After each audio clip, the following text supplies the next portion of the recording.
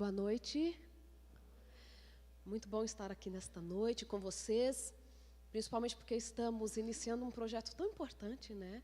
É tudo tão incrível como as peças vão se juntando e formando algo que nasce primeiro no coração de Deus e depois nasce no coração de todo mundo. E Deus me dá o privilégio de mudar para cá, pertinho, para fazer parte de algo tão importante. Você faz parte disso também, de estar aqui nesta noite querendo, além de tudo, sobretudo, ter mais conhecimento sobre um assunto tão sério. Isso significa que você quer ser útil para as pessoas, que você quer entender um pouco mais sobre este universo que é tão obscuro, suicídio, mutilação, para que você também possa ser canal para transformar vidas. E talvez você esteja pensando assim, não, eu estou aqui porque eu tenho esta necessidade de resolver coisas aqui dentro de mim e talvez nesta noite eu possa ser ajudada. Pense comigo que é assim mesmo. A gente se ajuda para depois ter condições de ajudar o outro. Lembra quando a gente pega um voo? Qual é a instrução? Coloque primeiro a sua máscara para depois ajudar quem está perto de você. Não é assim? Então você não pode ajudar o outro se você ainda não está em condições de fazer isso. Então você está aqui no momento certo, no lugar certo, e vamos começar com este assunto, mas a gente já promete que teremos muitos outros encontros com os assuntos mais diferentes possíveis. E vou falar algo que a gente não combinou nos bastidores, mas acredito que as meninas todas vão concordar. Se nós não conseguirmos finalizar aqui, ou se começarmos um assunto que de repente seja super interessante para você, que surja em uma pergunta, a gente marca para voltar, né? A gente volta para poder continuar falando sobre vida, para continuar falando sobre solução para muitas vezes, para problemas que muitas vezes parecem insolúveis. Então você é bem-vindo. Você que nos assiste pela internet também, este é o lugar certo, o momento certo para conversarmos sobre algo que faz muito sentido para todos nós, porque quando nós olhamos para a sociedade, nós estamos ficando cada vez mais assustados, porque a cada 40 segundos alguém no mundo suicida. E para cada tentativa bem-sucedida, existem outras 20 que aconteceram e a pessoa não morreu. Então, nós estamos falando de números assustadores. E nós todos, talvez já conheçamos alguma família que tenha sofrido uma perda por consequência de um suicídio. Então, nós estamos aqui para falar sobre este assunto no mês onde o mundo todo se volta para lidarmos com a questão do suicídio, mas principalmente com a prevenção. Nós estamos no Setembro Amarelo. E a roupa aqui das meninas todas, olha, representou muito bem, não só a fundação, mas o que nós estamos fazendo aqui hoje, que é prevenção para o suicídio e também para a automutilação. E se não for possível a prevenção, saber como lidar em momentos de perda. Mas o nosso foco maior é prevenção e saber dar o suporte para aqueles que tentaram ou estão pensando em suicídio. Vamos combinar algo? Eu vou falar primeiro sobre o suicídio, na sequência eu vou falar sobre a automutilação, mas entre os dois blocos, eu vou abrir aí para vocês fazerem umas 2 perguntinhas, pode ser? Porque às vezes a gente tem algo aqui dentro do coração e o assunto é tão complexo, com tantas possibilidades de explicação, que com certeza muitos desses aspectos eu não conseguirei falar, mas se isso estiver aí dentro de você, querendo colocar para fora, a gente vai ter esse momento, ok? Podemos começar então? Primeiro, nós precisamos caracterizar, para saber o que é suicídio, o que é automutilação, porque nós só conseguimos pensar em prevenção e tratamento depois que a gente caracteriza, não é assim? Por que a gente sabe que alguém está com depressão ou ansiedade? Pela caracterização. Então, nós descrevemos para entender. Já posso dar a primeira dica? Você não entende e não ajuda o outro se você não ajudá-lo a descrever o que está sentindo. Essa já é a primeira dica. Aqueles que quiserem ser voluntários, inclusive, dos projetos aí do TI, não se preocupe que você pode ser voluntário, porque nós daremos para você treinamento. Olha só que chique.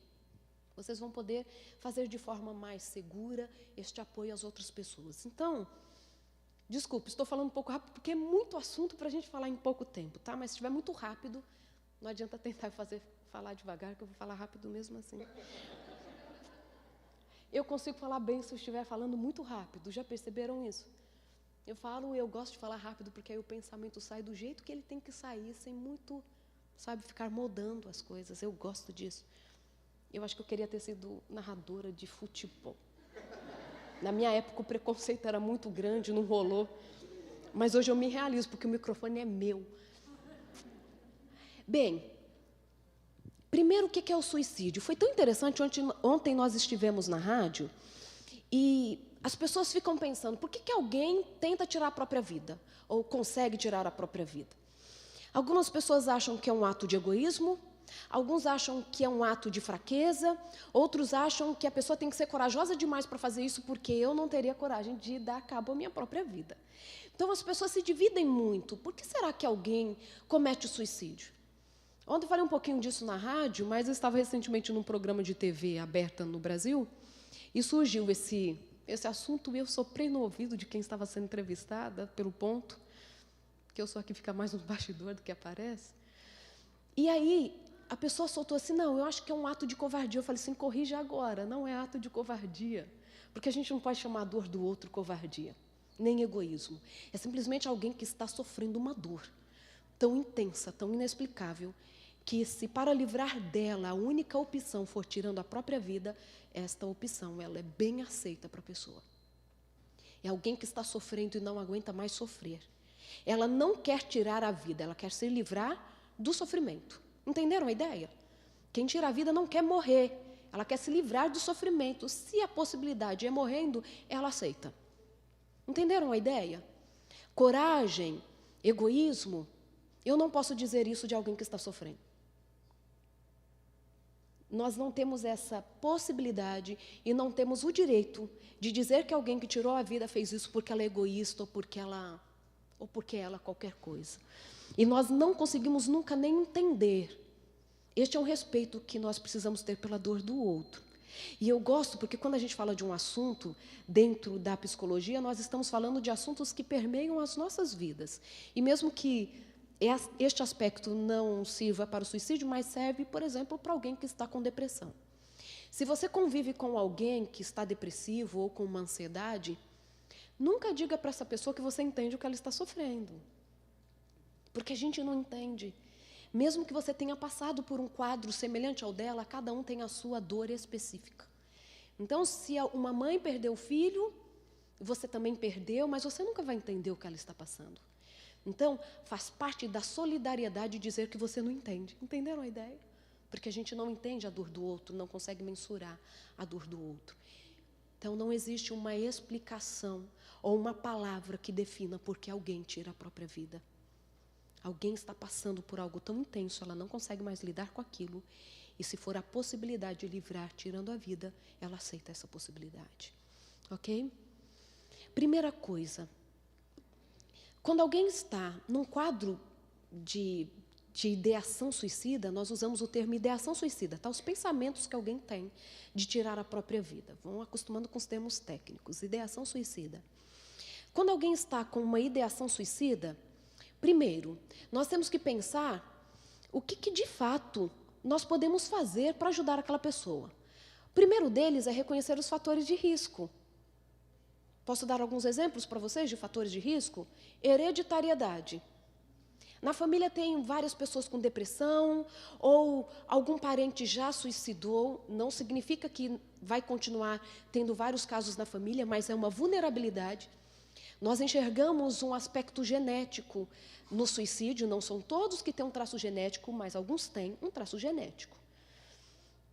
Se a pessoa tiver um traço genético, ela fica mais vulnerável a situações que possam levá-la ao suicídio, ok? Então, um dos fatores de risco é o genético. Outro fator de risco, uma perda significativa na vida da pessoa. Por exemplo, ela perdeu o emprego. E aí você fala assim, puxa vida, perder o emprego é um fator de risco? Pode ser. Lembra que eu disse que cada um vê a própria história de um jeito e cada um tem uma dor diferente? Vai que ele perdeu o emprego, já tinha uma vulnerabilidade genética, por exemplo, perdeu o emprego nas vésperas do filho nascer. E lá na infância, o pai já dizia para ele que ele nunca ia conseguir sustentar a família. Pensem. Por que eu uso todos esses exemplos, todos esses fatores de risco num único exemplo? Porque o suicídio dificilmente vai ser resposta ou consequência de um único fator. Guardem isso. Não é assim, porque terminou o namoro, ele suicidou. Não existem mais fatores de risco envolvidos, ok? Então, isso a gente precisa pensar direito. A gente precisa pensar como evitar o suicídio e como oferecer suporte. Alguém já tentou anteriormente tirar a vida? Estou falando talvez de alguém que você conviva, ok? Existiram tentativas anteriores que podem ter sido mais leves. Tentou cortar o pulso e não deu muito certo. Andou numa rodovia em alta velocidade e bateu o carro. Eu estava tão angustiado que eu nem vi a velocidade que eu coloquei no carro. Entendem? Já existiu alguma tentativa ou essa desistência de cuidar de si mesmo? Porque o suicídio pode vir com esses descuidos. Uma vez eu estava conversando com uma mulher e ela me disse assim, por que eu nunca tive coragem para tirar a minha própria vida? Porque era isso que eu queria. Então ela ficava tentando, não de forma direta. Era a velocidade do carro, esquecia de desligar o gás quando saía de casa. Entendem? São fatores, são tentativas que a gente precisa ver como que a pessoa está cuidando dela. Outra questão são os casos na família. Precisa prestar atenção nisso, porque passa pela questão genética também. Não só genética, óbvio, mas história familiar. Quando algo acontece na família, alguém suicidou, e o sujeito que talvez vai tentar o suicídio, ele já está vulnerável, ele pode encontrar neste exemplo familiar forças para o que ele quer fazer. Ok? Outra questão são doenças graves. Alguém que está com uma doença importante, de difícil tratamento, este pode ser um fator de risco. Eu acho tão interessante, eu fiz questão de colocar isso, incluir o estresse. É tão interessante que a gente tem o hábito de menosprezar o estresse. Eu gosto muito de falar sobre isso. O estresse é a segunda principal causa de morte de jovens adultos no mundo.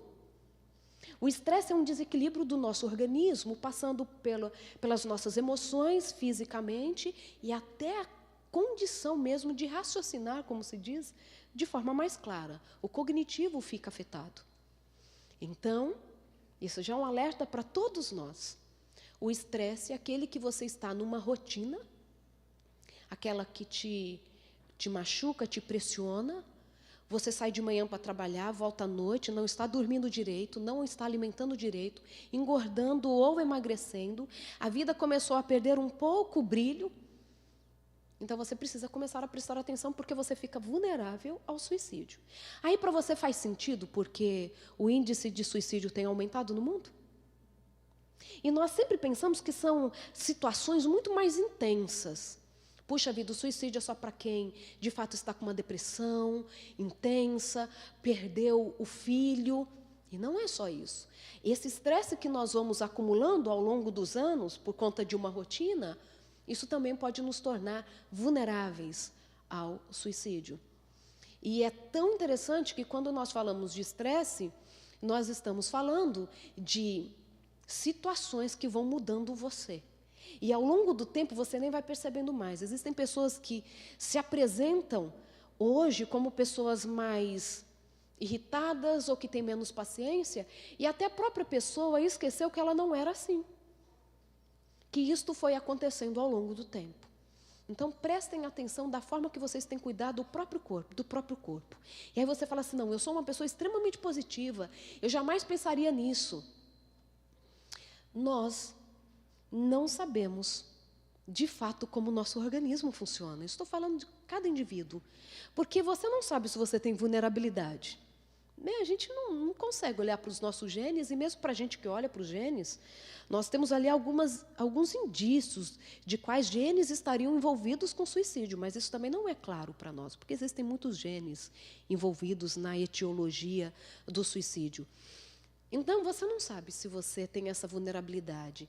Acima de tudo, a prevenção passa por mim e por você, para que a gente possa cuidar do nosso corpo. Aí você fala assim, puxa, então alguém que está estressado e já está, então, com o pensamento de que a vida não é tão brilhante assim, tal, ele já está desenvolvendo uma depressão? Pode ser, porque o estresse pode nos levar aos diferentes transtornos.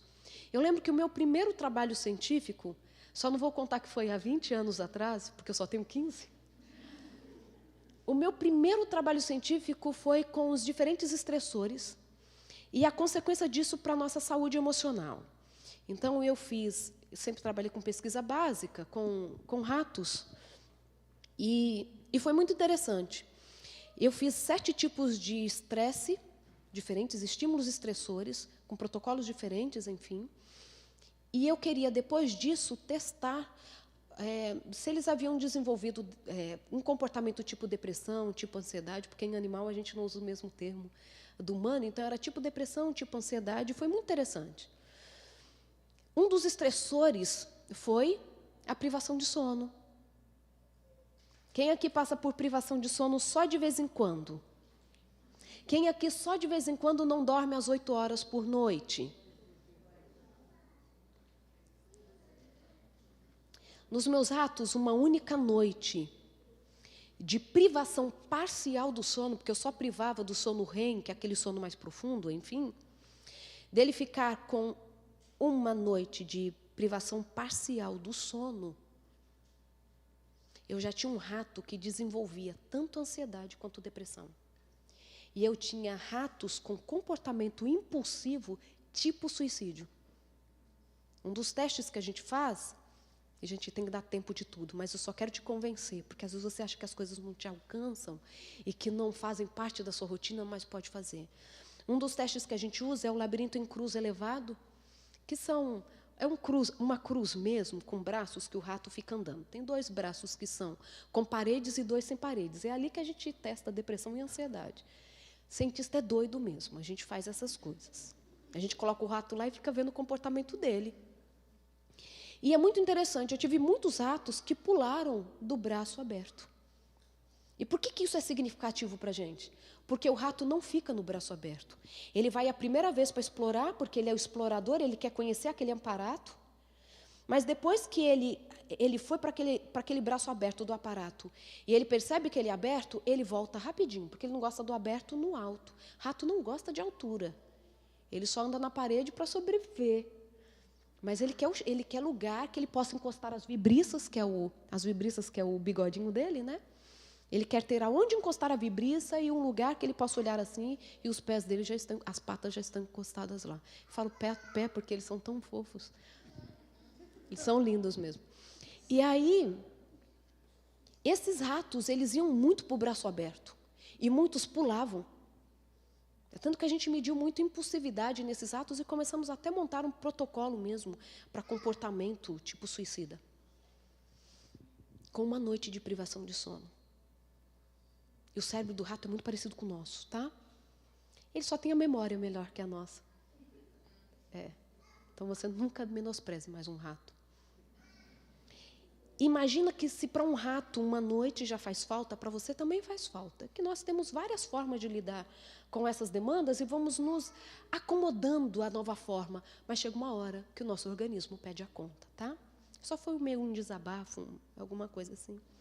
É que a gente acha que nunca pode estar perto de nós um problema, né?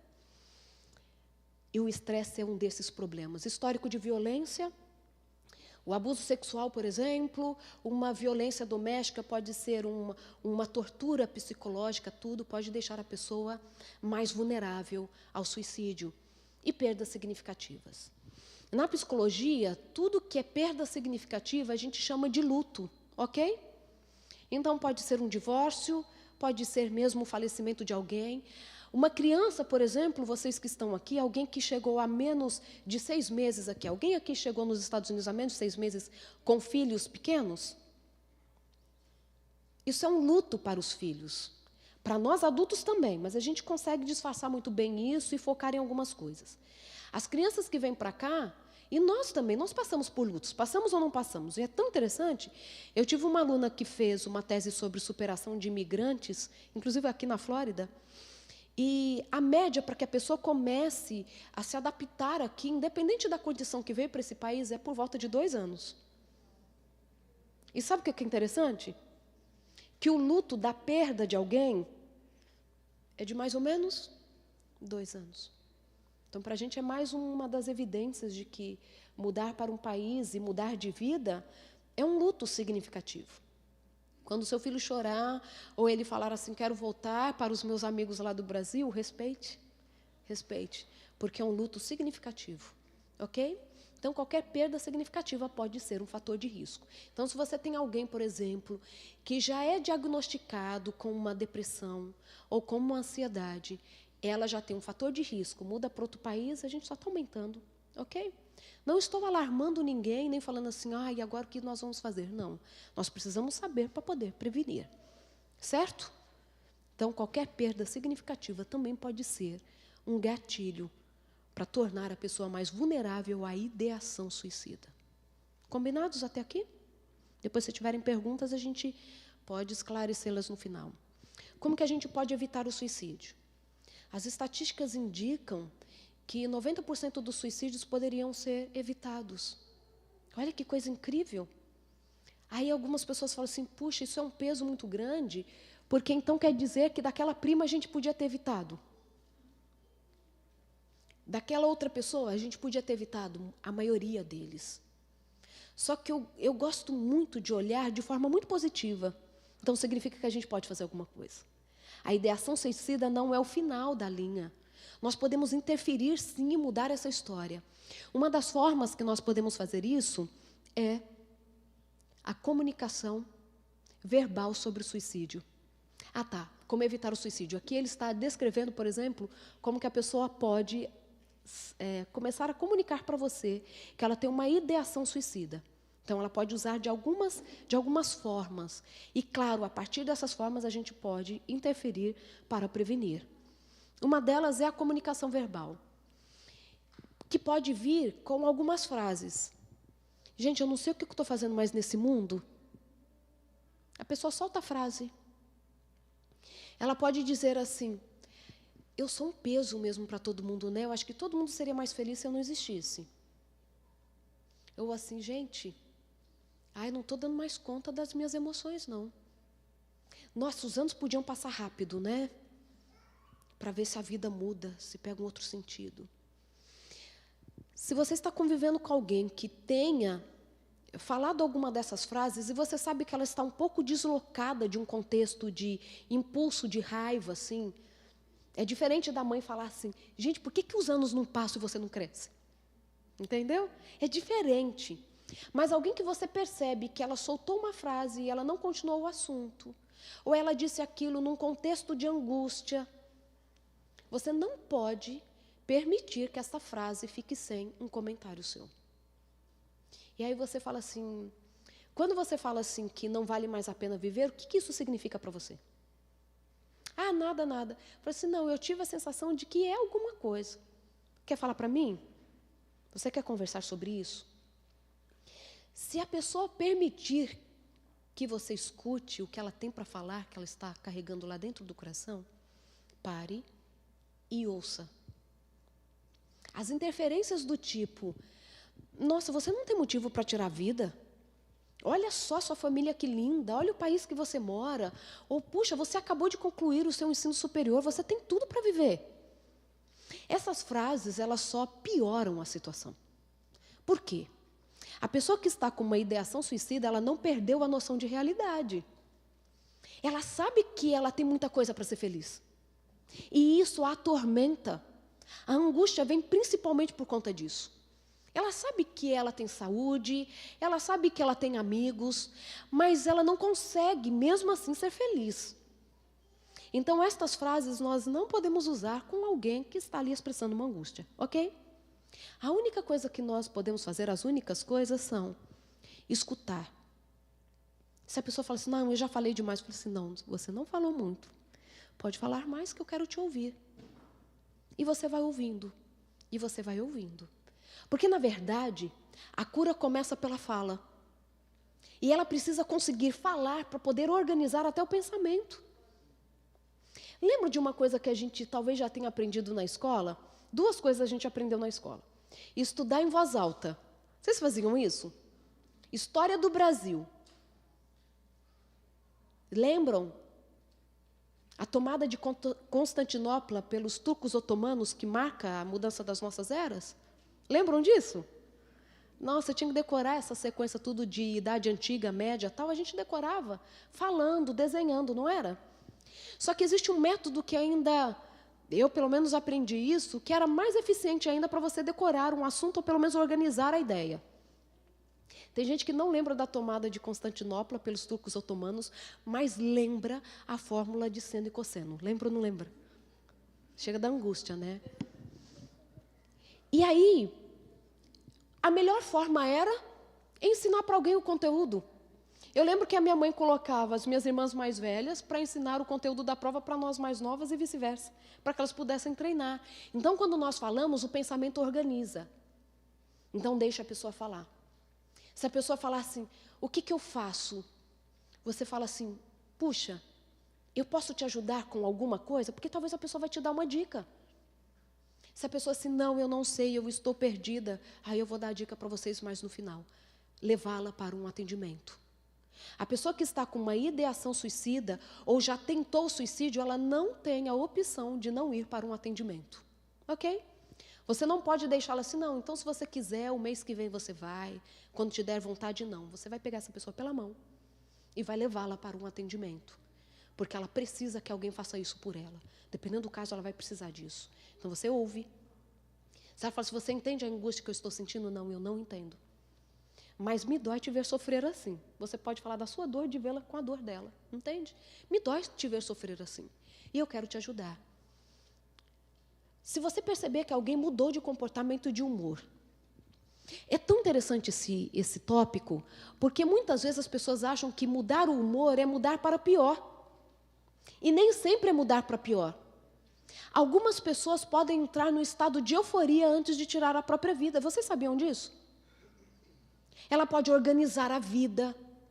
Ela estava meio chateada com alguma coisa, talvez um luto, mas de repente ela começa a organizar tudo, organiza a casa, corta o cabelo, fica numa felicidade e no dia seguinte ela comete suicídio. Porque ela já sabe que ela vai ficar livre de tudo aquilo. E ela quer ter a certeza de que tudo em volta dela está organizado.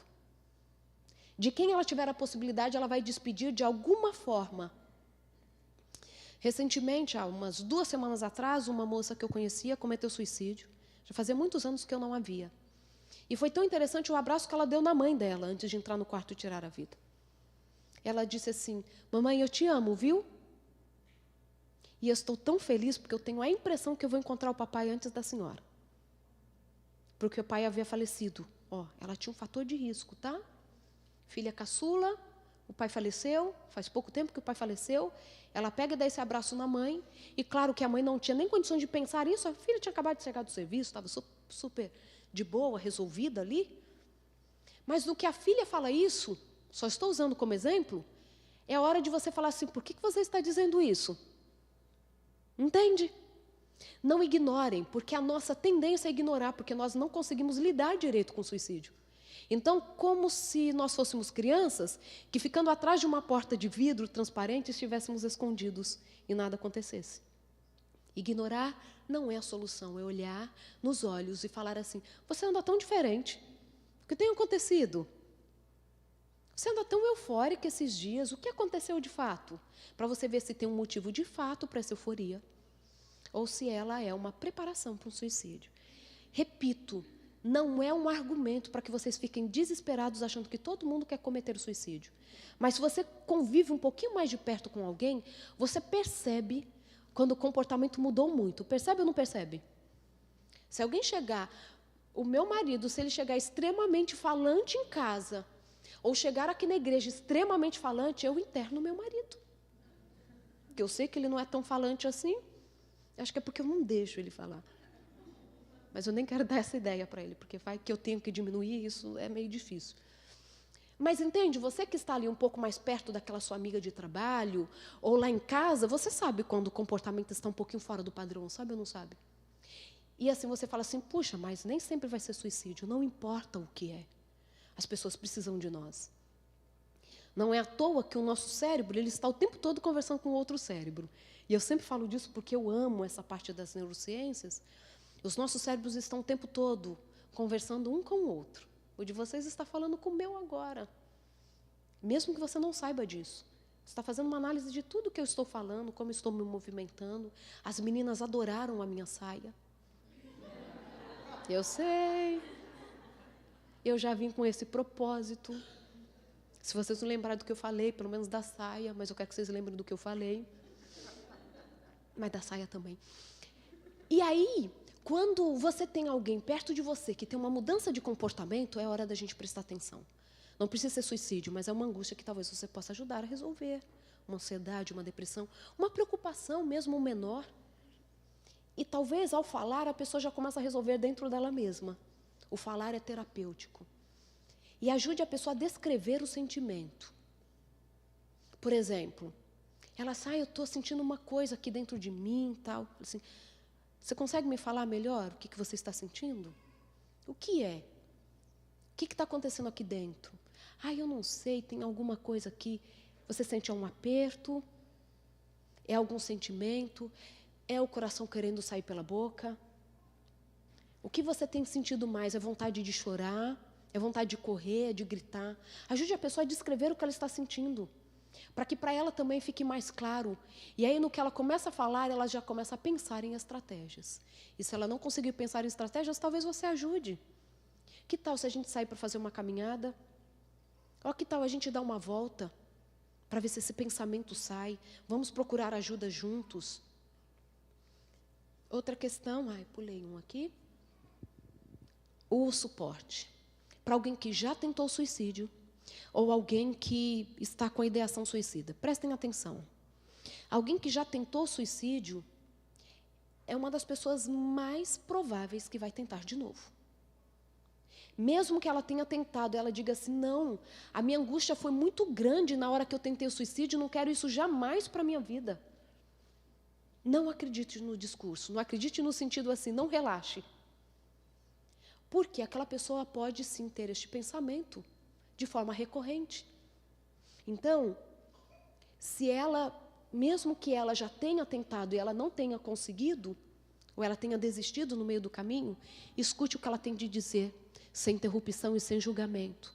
Uma pergunta que as pessoas me fazem muito, quando eu estou nesse assunto, e claro, e principalmente se eu estou num contexto religioso, é a pergunta, me fizeram da última vez que eu falei desse assunto. Doutora, Deus perdoa quem suicida? Né? Vai para o céu? Essas perguntas não surgem mesmo na nossa cabeça e algumas pessoas têm?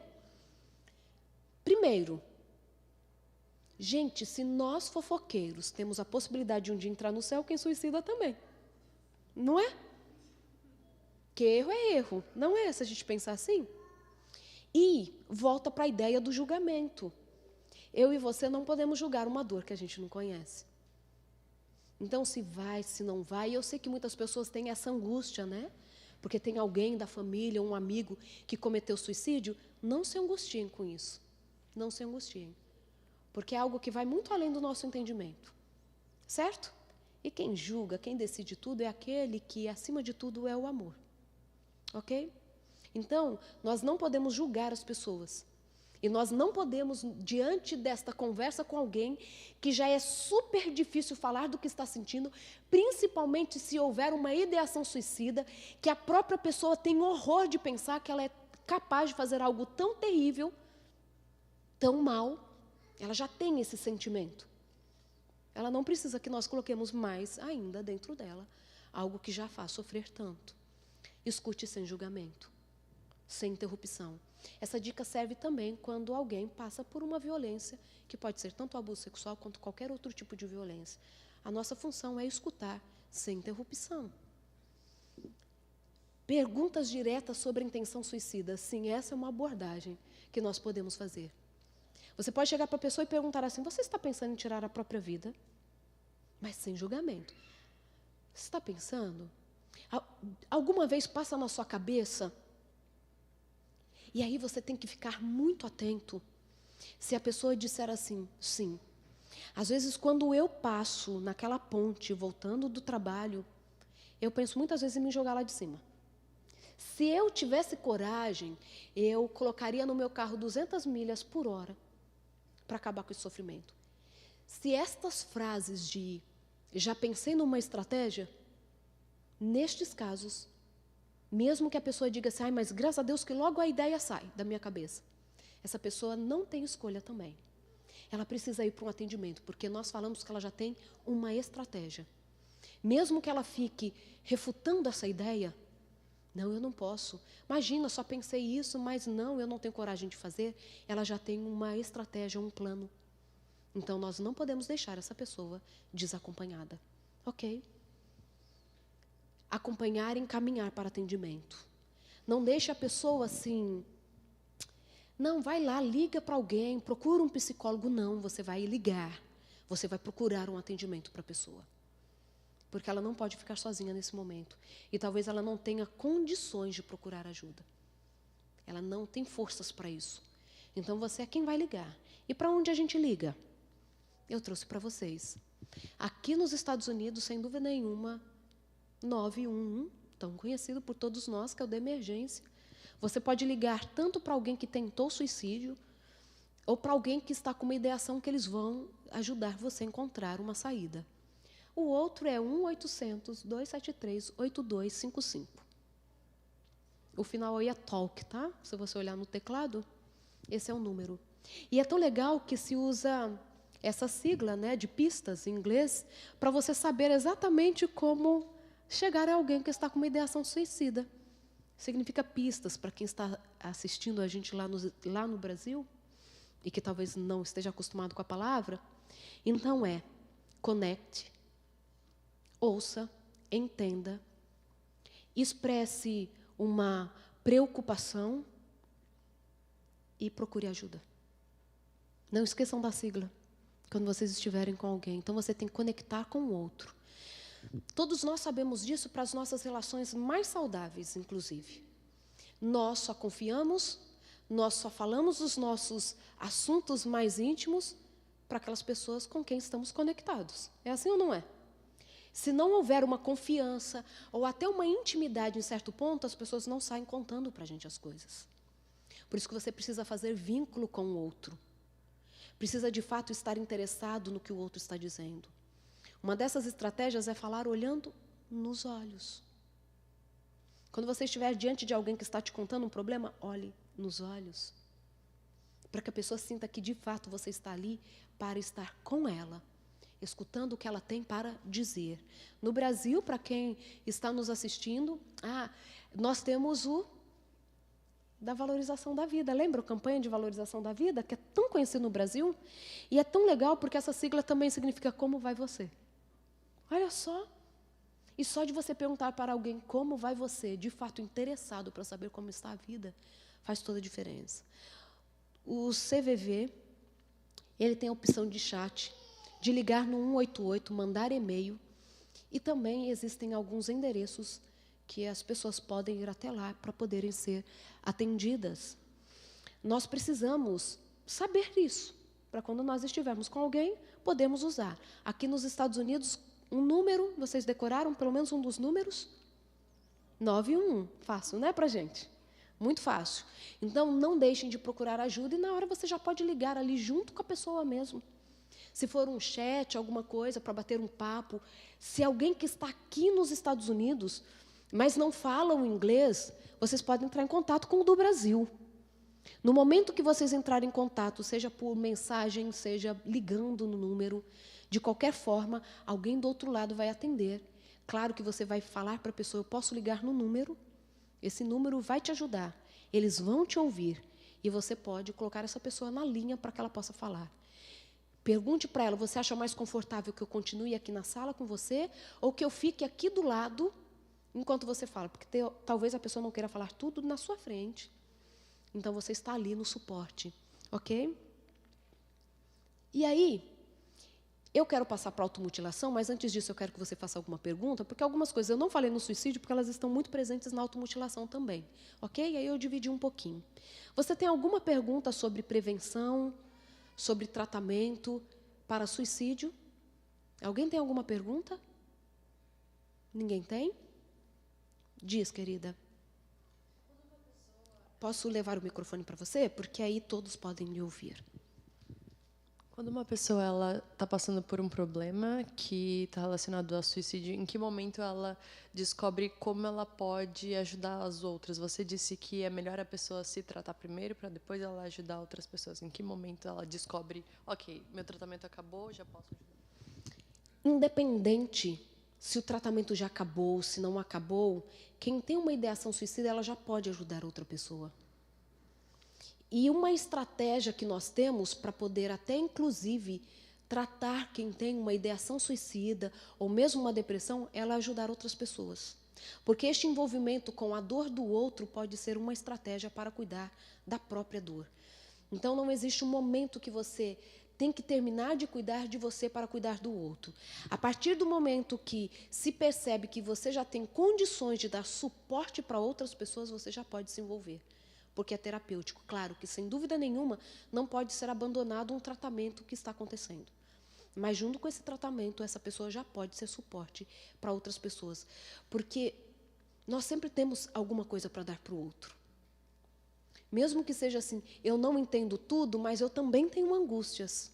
Entendem a ideia? Cada uma de nós aqui, das meninas, temos um filho diferente do filho da nossa amiga, não tem? Mas a gente entende um pouco. Então, você não entende a dor do outro, como exatamente acontece, mas você tem a sua dor. Então, você sabe que dor dói, que nem sempre a gente dá conta sozinho. Então, é terapêutico, inclusive. Claro, né? Desde que isso não lhe gere mais sofrimento ainda. Se começar a gerar mais sofrimento do que ajuda, então é hora de não estar ali, porque você ainda está sem a máscara. Então ainda não pode dar para o outro a máscara. Porque quando a gente coloca a máscara, mesmo que ainda estamos respirando com dificuldade, a gente já tem condições de ajudar o outro, né? Mas se você ainda não tem essa condição, precisa respeitar este organismo que ainda está se reorganizando, ok? Aqui tem uma pergunta, aí depois a gente vai andando assim, e nós temos pouquinho tempo para pergunta, tá bom? Porque vocês vão me dando os toques do tempo, meninas, senão eu falo até meia-noite. Se tiver um outro microfone, eu acho que ia ajudar bastante. É que aí eles vão levar o microfone para você, porque senão talvez quem está lá assistindo a gente não consiga ouvir. Eu queria saber qual a porcentagem de reincidência de uma pessoa que já teve sinais de suicídio. Qual é a reincidência? Claro que vai variar de caso para caso. A gente tem as pessoas que têm depressões profundas, ou, por incrível que pareça, bipolares também podem cometer o suicídio, tanto na fase de mania quanto de depressão, ok? Vai depender de cada caso. Por exemplo, numa depressão, dessa depressão maior, que ela pode voltar para a vida da pessoa 4 vezes, em média, ao longo da vida, mesmo que ela tenha passado por um tratamento muito eficaz, nestas voltas, dependendo da forma que é a depressão dela, ela pode, em cada recorrência da depressão, ter um pensamento suicida e até uma tentativa. Então, a gente pode falar assim da pessoa, claro, vai depender da idade da pessoa, vai depender do quadro. Então, é alguém que a gente tem que estar sempre olhando, mas vai variar dependendo do que ela, de fato, qual foi a motivação para o suicídio. Que é diferente, por exemplo, em adolescente. Mas como é o padrão no adolescente, eu vou falar na automutilação, ok? No adolescente é um pouquinho diferente. Aqui nós temos uma pergunta. Você estará com o microfone. Sim. O dependente químico, seja por droga, alcoolismo, tabagismo, ele pode ser enquadrado como um suicida? Entendi. Por ele usar a droga, isso já coloca ele como alguém que está planejando a própria morte. Sim, porque depende. A pessoa está ali tirando a sua vida com cigarro a cada instante. Depende. Algumas pessoas, quando descobrem uma doença de difícil tratamento, elas podem, a partir daí, começar a usar álcool, por exemplo, cigarro, para poder acelerar a própria morte. Aí a gente fala de meio que um suicídio branco. Agora, quem faz o uso por outros motivos, a gente não pode chamar de suicida. Porque o suicídio é aquele que você faz com a intenção de tirar a vida. A intenção direta de tirar a vida. Porque quem vai usar a droga, na maioria das vezes, ela quer o prazer e não a morte. Entende? O álcool, ela quer pelo prazer e não pela morte. A overdose foi um risco que ela correu. Mas ela, claro, existem aqueles que podem, o dependente químico, que ele está numa angústia, ele vai usar uma dose maior para talvez, de fato, morrer. Mas a overdose muitas vezes acontece porque ele não estava mais tendo o mesmo barato, por conta da dependência, você vai diminuindo o limiar, né? E aí a pessoa vai usar uma dose maior para ter o mesmo prazer que ela tinha, agora não consegue mais, e nessa ela pode falecer. Mas a intenção não era morrer. Porque se a gente pensasse assim, e eu entendi a ideia, porque é uma ideia que a gente tem mesmo, né? Você está se matando, tal. Dificilmente um de nós se livraria de ser um suicida em potencial ou alguém procurando a própria morte, porque a gente come errado. E a gente sabe que muitas vezes o que a gente come pode levar ao infarto do miocárdio, né? A gente não dorme do jeito que tem que dormir, e a gente sabe que privação de sono, você pode ter um AVC, por exemplo. Então, a gente sabe muita coisa, entende? Claro que quando a gente fala de drogas, tudo, nós estamos falando de uma interferência negativa muito significativa para o nosso organismo. Mas a intenção primeira não é. Claro que aqui a gente vai abrindo os leques, né? Por exemplo, alguns quadros psíquicos, eles tornam os indivíduos mais vulneráveis ao abuso dessas substâncias. Então, uma pessoa com depressão, ela pode estar mais vulnerável ao abuso do álcool. Um adolescente que passou por uma situação de estresse, não passou no vestibular, a namorada terminou, ele pode começar o abuso de droga porque ele está muito triste. Então, como nós estamos falando de ser humano, é tudo muito complexo. Mas, por exemplo, alguém com depressão, ela pode se tornar mais vulnerável ao abuso do álcool, por exemplo. Então, algumas coisas caminham juntas. Mas falar que o uso direto dessas substâncias é uma forma de suicídio, sim? Pode ser. Pode ser. O menino lá que não passou no vestibular e começou a usar um pouco mais de álcool, a gente tem que prestar atenção. Não só pelo abuso, claro, da própria substância, mas porque pode ser um indício, sim, de uma desistência da vida. Aqui e aqui. Aí a gente finaliza aqui, pode ser? Porque senão a gente não adianta. Diz. Oi, boa noite. Tudo bem. Tudo jóia. Recentemente, nas notícias, a gente acompanhou a história do um artista muito conhecido e assim querido por alguns de nós, que se chama Robin Williams. Acho que todo mundo adorava, né? Assim, amava o trabalho E deles. ele sofreu por muito tempo por causa de uma doença que ele tinha, que eu não me recordo qual é o nome, mas é uma doença degenerativa. Ele, na verdade, tinha essa doença degenerativa já há um bom tempo avançada, e ele sofria em silêncio com essa doença. Na verdade, ele fazia acompanhamento psiquiátrico, psicológico também, mas ele sofria porque ele sabia que não importa o que acontecesse, ele com certeza iria piorar e ficar de uma forma que ele não poderia mais comunicar com as pessoas, fazer o que ele mais gostava. E isso às vezes cria, sabe, algumas expectativas nossas, assim, como que nós, de uma certa forma, podemos ajudar pessoas que elas sofrem em silêncio, e a gente sabe que elas sofrem, mas não sabe o quadro em que ela está, quão avançado e quão chegada ela estaria a uma... como é o nome? A ideação suicida. A ideação suicida. Eu acho que independente, né, de a pessoa estar sofrendo em silêncio, o que a gente pode fazer? Muitas situações a gente não vai descobrir mesmo, né? As pessoas passam por nós, talvez numa comunidade onde nós estamos ali uma vez por semana. O que é independente da circunstância específica que cada um de nós pode fazer, independente se a pessoa está sofrendo ou não, é a generosidade. Eu insisto na generosidade. Eu posso escolher as palavras para falar com alguém sem magoá-la. Essa moça que eu conhecia que cometeu suicídio, ela havia acabado de chegar do trabalho, aonde o seu chefe tinha sido muito cruel com ela. Ela cometeu um erro. E ele foi extremamente cruel com ela. na hora de apontar o equívoco que ela cometeu. Não foi ele quem provocou o suicídio nela, entendeu? Não foi. Talvez aquilo tenha sido assim o último gatilho de todos. Eu e você já levamos bronca dos nossos chefes e não tiramos a vida por conta disso, né? Talvez tenha sido o último gatilho, mas pensa comigo.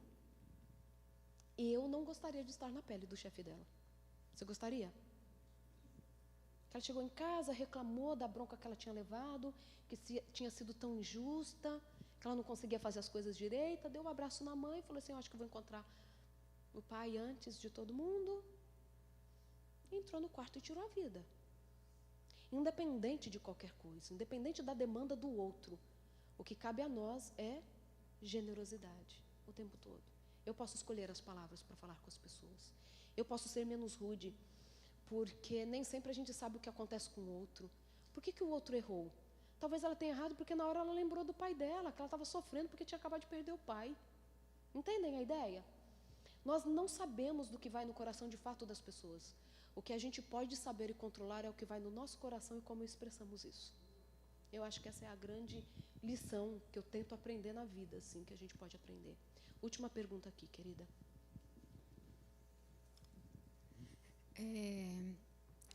Uma perda de peso progressivo e acentuado que causa desespero, angústia para a família, para quem está próximo, é um indicativo de um suicídio?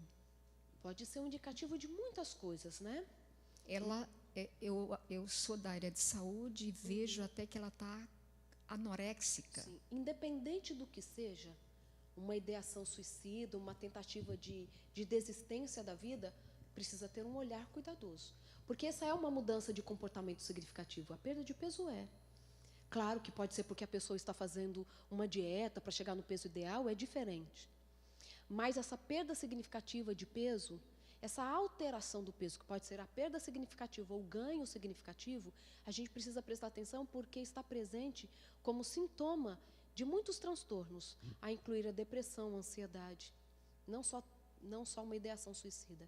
E mesmo uma ansiedade, uma depressão pode levar alguém ao suicídio. Então a gente tem que olhar sempre. Ok? Posso passar para a automutilação?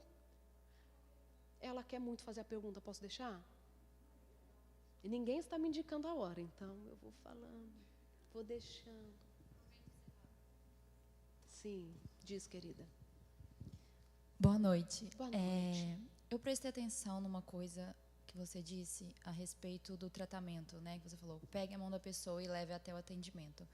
E eu fiquei pensando isso aqui comigo porque faz um ano mais ou menos o meu noivo, ele perdeu a mãe. E a irmã dele ficou no Brasil sem mãe, enfim, não tem família do pai, sozinha, menor de idade, tudo, e ela tentou tirar a vida nesse meio tempo 2 vezes. E a gente aqui, sem saber muito o que fazer, não tinha com quem contar, ela acabou indo para o hospital, tudo, e ela está na fila de espera já faz mais de um mês pelo plano de saúde, ela não consegue marcar um psicólogo, a gente não consegue levar ela, ainda mais de longe a gente fica. Então, eu fiquei pensando nisso porque eu já passei algumas situações com ele também que eu não sabia o que fazia, porque ele não aceitava ajuda, ele não queria ir, e eu não tinha como realmente arrastar ele, né? Vem cá, vamos, não tinha como. E não é assim um corte que você faz na perna, uma faca que você cortou ali enquanto estava fazendo o jantar e a pessoa te leva ao hospital para fazer um ponto, entendeu? Eu acho que é um pouco mais complexo essa questão do tratamento mesmo, em você levar ao atendimento. Eu queria, se você pudesse falar um pouquinho mais sobre isso. Quem procurar primeiro é o psicólogo, é o psiquiatra, não sei, se não tiver realmente... o hospital, às vezes, tem isso, se você não conseguir marcar uma consulta futuramente. É isso, obrigada. De nada, sua pergunta é muito pertinente. Primeiro, você fala para a pessoa assim, nós vamos juntos a um atendimento. Você faz isso, tenta achar alguém. Se não achou, você está ali na conversa, surgiu ali, revelou-se ali, né, a ideação suicida. Então você fala assim, nós vamos procurar juntos, vou procurar aqui. Achou, e a pessoa fala assim, eu não quero ir. Você não pode desistir da primeira vez que você tentou levar. Você tem que insistir. Se não tem jeito nenhum de levar a pessoa, porque ela não vai de jeito nenhum, você vai dizer assim, eu posso ligar para a pessoa e você vai falar com ela pelo telefone, você não precisa nem sair de casa. Entende? A gente não desiste. Se mesmo assim não tiver jeito, você fala assim, eu vou marcar uma consulta para mim, porque eu quero saber como eu posso ajudar você. Aí a pessoa de fato percebe que você está interessada em ajudá-la. Claro que é muito complexo, é muito difícil, mas é possível. Agora, nós temos o desafio de a quem procurar, porque nem sempre você tem esse acesso. Um hospital pode ajudar. Qual profissional? Psiquiatra, psicólogo. Se não tiver nenhum dos dois, um clínico geral, alguém que de fato possa falar com essa pessoa. Não tem esse hospital. Tem psicólogos da rede que não tem vaga. O que eu faria? Eu sairia batendo nas portas de todos os psicólogos e pedindo pelo menos um atendimento gratuito. Não é todo psicólogo que se sente preparado para uma terapia de suicídio. Isso a gente também precisa respeitar. Não só pelas especialidades, mas existem as próprias histórias que o próprio psicólogo diz assim, não dou conta. Mas é não desistir. Mesmo que a pessoa fala, não quero, não quero, não quero, você continua na insistência pela vida dela. A sua cunhada que está lá no Brasil, ligue para alguém que ela gosta muito e fala assim, fique perto de fulano, ela perdeu o pai, você não vai contar o segredo dela, se essa pessoa não souber que ela cometeu suicídio, tentou o suicídio, mas peça para que essa pessoa esteja mais próxima, para que talvez ela conte. E dependendo do caso, você tiver essa liberdade, fala assim, olha, estou muito preocupada com você, eu posso procurar a sua amiga tal e dizer o que você está passando para que ela possa te ajudar? Mas nunca também façam as escondidas, para que a pessoa não se sinta traída, desvalorizada, uma criança que não dá conta da própria vida e que as pessoas precisam interferir. Ok? Mas é difícil e é angustiante. É muito difícil. Sim, sim. Mas a gente não pode desistir. Jamais. Tá bom? Posso continuar aqui? Nós vamos voltar ali. Agora a gente vai falar um pouquinho de automutilação. E é tão interessante que aí eu vou falar um pouco do padrão como é para adolescentes, tá? Porque a gente tem visto muito automutilação em adolescentes, né? É o que mais chama a nossa atenção. Na verdade, a gente tem muito homem maduro que automutila. Sabiam disso? Sim, mas por serem mais adultos, fazem em regiões do corpo mais escondidas. Exatamente assim. Nós temos homens que se mutilam, temos mulheres que se mutilam. Não é só um evento dos adolescentes. O que a gente percebe é que por volta, cerca de 18% dos adolescentes que praticam a automutilação ou autolesão fazem por pura imitação. Aí você fala assim, então está fazendo de oba-oba? Não é de oba-oba, não é nesse sentido. Ninguém vai sair cortando o corpo porque acha legal, né? Pensando na automutilação. Mas porque ouviram e falaram assim, tá aí uma estratégia. Para eu fazer um corte porque o namorado acabou comigo, para vingar da minha mãe. Então, a gente tem mais ou menos aí quase 20% que automutila sem ter um motivo mais profundo para isso. E aí que vem uma coisa que é muito diferente, um aspecto que é muito diferente do suicídio também no adolescente. O adolescente também pode suicidar por imitação. Ele não precisa necessariamente estar passando por um problema intenso. Claro que a maioria é por um problema, por questões multifatoriais, mas existe uma porcentagem que faz por pura imitação. O astro que ele amava suicidou. É tanto quando a gente vê algum astro que os teens gostam muito, que morreram de alguma forma, que eles têm a tendência de imitar e de fazer igual, né? Assim, quero ir do jeito que ele foi, não vivo sem ele. Ou, puxa, até que é interessante. Existe ainda uma porcentagem que comete o suicídio entre os adolescentes por puro impulso. Eu estava vendo uma entrevista com uma moça e ela disse que ela estava no quarto dela, assim, distraída, acho que mexendo no guarda-roupa, alguma coisa assim. O pai entrou no quarto e pegou o celular dela. E ela achou que o pai ia conseguir ler a mensagem que ela estava de rolo com o menino na escola. E ela falou assim, ela não podia trair a confiança do pai dela, porque eles eram muito ligados. Ela falou assim, se meu pai descobrir isso, ele não me perdoa mais nunca, que vergonha. O que ela fez? pulou do 18º andar. Saiu correndo e pulou. Ela caiu em cima de uma árvore, não morreu, mas ficou tetraplégica. E ela fala isso, ela fala assim, não, eu não estava brigada com ninguém, não tinha sofrimento nenhum. Foi o que me veio na cabeça, foi pular a janela quando eu vi meu pai pegando meu celular. Não sei até hoje porque eu fiz isso. Existe a porcentagem que faz por puro impulso. Por quê? Porque a gente está falando de um cérebro em transformação. E o cérebro do adolescente, por natureza, já é mais impulsivo. É por isso que se abusa mais de drogas na adolescência. É por isso que os comportamentos mais arriscados se faz mais na adolescência, né? A gente lembra de algumas coisas da adolescência e fala assim, como que eu tive coragem de fazer isso, tal. Então, existe essa impulsividade já ali dentro do adolescente e que, em alguns casos, cometem suicídio por puro impulso. Claro que eu insisto em dizer que não é a maioria, mas existe essa porcentagem. Da automutilação, por volta de 20% vai fazer por imitação. É tanto que não trouxe nenhuma foto sobre isso, automutilação, como pode ser, como não pode ser. Porque uma das estratégias para poder prevenir a automutilação entre adolescentes é não contando para eles estratégias. Por incrível que pareça. Essas histórias, né, os testemunhos, olha, eu fazia assim, fazia daquele jeito, e hoje eu não faço mais, a pessoa vai falar assim, nossa, eu nunca pensei em automutilar desse jeito. É verdade. Então, a gente evita falar, claro que sem dúvida nenhuma que a internet está cheio, né? Mas, como nós queremos prevenir, a gente não fica falando quais são as formas de automutilação, porque existem diversas. Ok? Será que eu consigo voltar aqui para o PowerPoint? Eu gostei de me ver ali. Não tinha visto até agora. Fiquei bonita. Eu não enxergo mesmo, então. Até achei que eu estou parecendo gente bonita ali. A gente consegue voltar ali? Só para eu não falar muito e a gente seguir ali direitinho. Eu vou começar a falar então das estratégias. A automutilação está aí, está crescente. É tão interessante que hoje a automutilação, a porcentagem de automutilação já é mais alta do que do abuso de drogas entre os adolescentes. Sabiam disso? Por isso que é considerado um problema de saúde pública.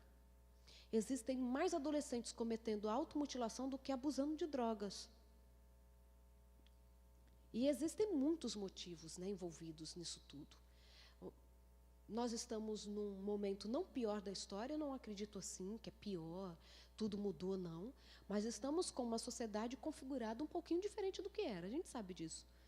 Nós estamos enfrentando cada vez mais divórcios e as famílias estão indo cada um para um lado. Isso tem um impacto sobre o adolescente, por mais que ele fale assim, ai, não, estou achando super legal essa ideia de, durante a semana, ficar com a minha mãe e o final de semana ir para a casa do meu pai fazer tudo o que eu quero. Ele está tentando se convencer, ok? Porque ele está passando por um luto. Existe uma concorrência no mercado, cada vez mais crescente. Eu estava falando com a minha amiga vindo para cá, que nós estamos uma nova geração que, de fato, não tem muita preocupação com o que vão ser no futuro, porque você não precisa nem ter uma graduação para dar certo na vida, a gente tem visto isso, né? Em muitos aspectos, e isso tem, de alguma forma, tirado um pouco do foco deles. Outra questão é que, de fato, nós estamos numa sociedade mais adoecida emocionalmente. Nós temos a depressão que está com os seus índices cada vez mais elevados, e não é só por conta de uma estatística melhorada das doenças ao redor do mundo, mas porque de fato tem aumentado. Estamos numa sociedade mais estressante, estamos numa sociedade usando mais as redes sociais. Estava falando para as meninas que eu acabei de escrever um artigo que vai sair no mês que vem, na capa de uma revista, que eu falo sobre os efeitos das redes sociais sobre o cérebro. E como o cérebro dessa nova geração está sendo configurado diferente do nosso, por conta do uso das redes sociais e do videogame. Não que é de todo mal, mas está mudando, e é uma busca desenfreada por um prazer, porque quando você está jogando ou está nas redes sociais, você está imerso no prazer. Enfim, esse não é um assunto. Mas nós estamos numa sociedade onde nós temos uma vulnerabilidade maior, sim, para a automutilação e para o suicídio. Isso é inquestionável. Além disso, tem uma questão para esta geração que são os nossos filhos, tá? Agora vou mexer com quem está na casa dos 40, e a gente pode fazer um choro coletivo. Nós que somos daí da casa dos 35, 40 anos, nós somos a geração líquida. Sabiam que tem esse termo para a gente? Nós somos a geração líquida. O que caracteriza a nossa geração? Nós não sabemos lidar com frustração. A nossa geração, não estou falando dos nossos filhos, não, dos adolescentes, não, estou falando da nossa. A gente não sabe lidar com frustração. Nós ainda magoamos, sim, se a gente leva uma bronquinha, se alguém não gostou tanto do nosso trabalho, se o marido não gostou do corte do nosso cabelo. A gente ainda magoa muito, porque nós somos ainda muito frágeis quanto à frustração. Tem toda uma história por trás disso. Como nós não sabemos lidar com a nossa frustração, nós queremos poupar os nossos filhos de frustrações. E este poupar da frustração, em alguns aspectos, é extremamente prejudicial, porque a vida é feita de frustrações também. E se não aprende a lidar com elas, só vai aumentar a angústia. Só vai aumentar a questão de que, não vai dar certo, não vou conseguir. E se for para não conseguir, eu prefiro nem viver. A expectativa que colocamos sobre os nossos filhos na eficiência também é muito complicada. Não estou dizendo que a gente tem que relaxar, vai para a escola quando quer, tirar a nota que quiser. Mas a expectativa que nós mesmos criamos quanto ao rendimento deles, por exemplo. E aí eu insisto em dizer que nós estamos ensinando a fazer e não a conviver. Né? A gente está ensinando nossos filhos serem profissionais de alta performance, de passar em primeiro lugar no vestibular. Mas a gente está ensinando a conviver consigo mesmo e com os outros, porque isso gera muita frustração. Então a gente precisa retomar alguns desses valores, alguns princípios, que mesmo que estejamos em outras eras, né, em uma outra geração, algumas coisas não deixam de ser essenciais para a existência humana. E este é um dos objetivos da Fundação, né, resgatarmos estes valores. O que de fato importa? O que de fato eu posso fazer para que eu tenha um filho de sucesso? Mas o sucesso, na ideia original, ampla mesmo, né, ter uma vida de realização, de ser feliz apesar de, sabe a ideia? Então, a gente está enfrentando esses problemas. Claro que para quem já comete a automutilação, existem algumas técnicas muito interessantes para evitar a recorrência, evitar que faça de novo. Eu gosto de pensar na técnica de substituição. Isso é muito interessante. Então, essa é a técnica para quem está aí querendo automutilar-se. Automutilar, né? Não preciso ser. Sim.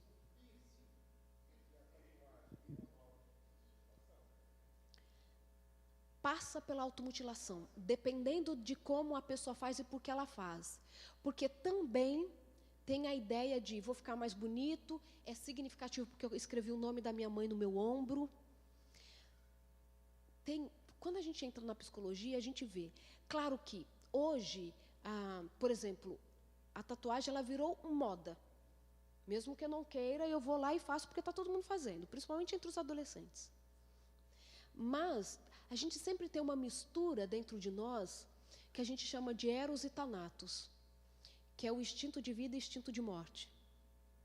Em alguns, o instinto de morte, e é instinto porque a gente fala que são coisas que estão lá dentro, não porque nós somos animais, tá? São termos utilizados. Nós estamos o tempo todo regulando isso. Para a maioria de nós, o instinto de morte está lá embaixo, silente. Para alguns está um pouquinho mais acentuado. Então, é alguém que não tem nenhuma dificuldade em passar por uma dor intensa, com um alargador talvez na orelha, aquilo está machucando, mas ele não tira.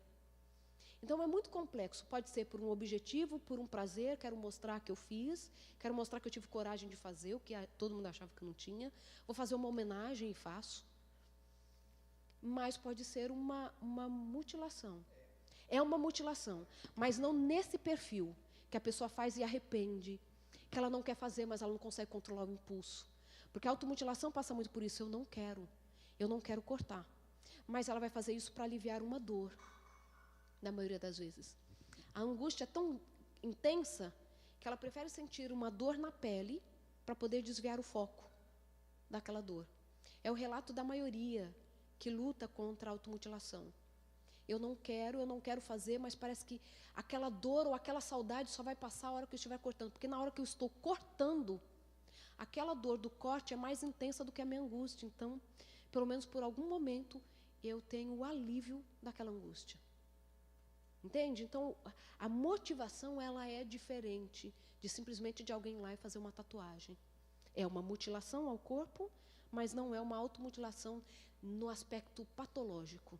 É tanto que a automutilação, até o DSM-4, que era o Manual de Diagnósticos aqui dos Estados Unidos, o que é usado pelo mundo inteiro, a automutilação estava como uma característica só dentro do suicídio. Agora não, do DSM-5, que saiu em 2015, a automutilação já é uma doença caracterizada como com a sua própria característica, que não está dentro de outra patologia ou de um transtorno. Claro que pode estar lá dentro, mas pode acontecer independente de uma depressão ou independente de uma ideação suicida. A maioria tem uma ideação suicida, só que existem aqueles que não querem morrer, só querem aliviar a dor. Ok? Então, a técnica de substituição, isso é bem interessante. Eu tenho uns 10 minutos ainda para acabar? Tenho? Ótimo. Ai, que bom. Então, utilize técnicas de substituição. Isso você pode ensinar para alguém que esteja aí automutilando. A gente começa a perceber muito quando as meninas ou os meninos querem andar só de manga comprida, para não mostrar, ou de calça comprida, para não mostrar as pernas. Então, a gente tem que prestar atenção nos sinais, ok? As técnicas de substituição podem ser diversas. Uma delas, por incrível que pareça, e muitos que fazem o uso dizem que, de fato, dá uma aliviada, é que, ao invés de fazer um corte, por exemplo, ela pode pegar uma pedra de gelo e colocar debaixo da camiseta. Porque vai provocar uma dor, um desconforto. E é melhor esse desconforto do que um corte. Não que isso é o suficiente, vamos parar por aí, mas é melhor isso do que o corte, mas essa pessoa mesmo assim precisa ser encaminhada para um atendimento, entenderam? Mas isso é para a pessoa falar assim, não, eu quero me controlar, não consigo, então ela pode correr lá e pegar um cubo de gelo e colocar debaixo da camiseta, para sentir a queimadura do gelo. Pelo menos ela desvia do corte. Você fala assim, puxa, mas isso é legal? Não, mas a gente está tentando evitar algo pior. Entendem? O ideal seria que nenhuma dessas coisas acontecesse. Então, um gelo, por incrível que pareça, algumas pessoas cortam porque elas querem ver o sangue. E elas só aliviam quando elas veem o vermelho. Acredita que funciona a técnica de pegar uma caneta dessas marcadoras e riscar o corpo com uma caneta vermelha? Para alguns funciona. Então, se você tem esse comportamento, você pode usar das diferentes técnicas. Por exemplo, uma outra técnica é escrever. Escrever tudo o que está sentindo. Eu estou com raiva porque isso aconteceu. De novo, ele não atendeu ao telefone. Escrever, coloca no papel tudo o que está sentindo sem filtro. Mesmo que depois tenha que amassar e jogar fora. Mas pode funcionar. Distrair-se sempre que tiver vontade de mutilar-se. Para algumas pessoas funciona. Colocar um filme, uma música, ligar para um amigo, mandar uma mensagem nas redes sociais. Pelo menos para sair do foco da fissura, porque vira uma fissura a automutilação. Ela tem que fazer para aliviar, ela tem que fazer. E aí ela pode fazer alguma coisa que possa substituir. Ela pode fazer algo divertido e relaxante, e ela também pode atrasar a automutilação. Eu vou aguentar só mais um minuto. Mais um minuto. Mais um minuto. Isso serve para quem está praticando a automutilação, quanto você que é amigo ou mãe, você pode utilizar essas técnicas. Mas, sobretudo, procurar uma ajuda de profissional. É tão interessante que mudar a forma de pensar. Quando a pessoa está ali no momento da mutilação, ela tem um pensamento para fazer aquilo. De novo eu fiz errado. De novo eu fui mal na prova. De novo o namorado terminou comigo. Mudar o pensamento. Fui mal na prova, mas um monte de gente foi também. O menino terminou comigo, mas é bom que a fila anda. Né? Então, assim, pensar em alguma coisa diferente, mudar a forma de pensar e pensar principalmente sobre você mesmo. Porque, na verdade, a grande angústia está dentro de onde mesmo? coração. E é tão interessante quando a gente fala de angústia, eu lembrei disso agora. É que para a gente é tão óbvio que é angústia, mas nem sempre é para todo mundo, né? Angústia é diferente de tristeza. Sabiam disso? Para a psicologia, tristeza é uma dor, um mal-estar, com um objeto definido. Simplesmente isso. Eu estou triste porque não consegui comprar o carro que eu queria comprar. Você tem um motivo ali muito claro. A angústia não tem objeto definido. Você está triste, está te incomodando, mas quando fala assim, olha, está incomodando porque o namorado acabou comigo, mas parece que é uma coisa mais profunda do que isso. E que parece que aquilo só foi ou estopim ou a grande desculpa para aquela dor que já existia. Então isso é angústia. A angústia é sem definição de objeto. E quando não tem uma definição do objeto, a gente fica mais preocupado ainda. Porque a vulnerabilidade está muito maior. E, claro, procurar ajuda. Tanto a pessoa que está praticando automutilação, é importante que ela procure ajuda, mas se ela não procurar, você pode procurar por ela, e a gente encaixa na mesma história do suicídio. Ok? Terminei? Não terminei. Eu apertei onde eu não devia. Eu acho que foi isso. Eu acho que foi isso, gente. Voltem para mim, por favor. Enquanto não volta, alguém tem uma pergunta? Porque o show não pode parar. Alguém tem uma pergunta, senão eu vou começar a cantar. Alessandra.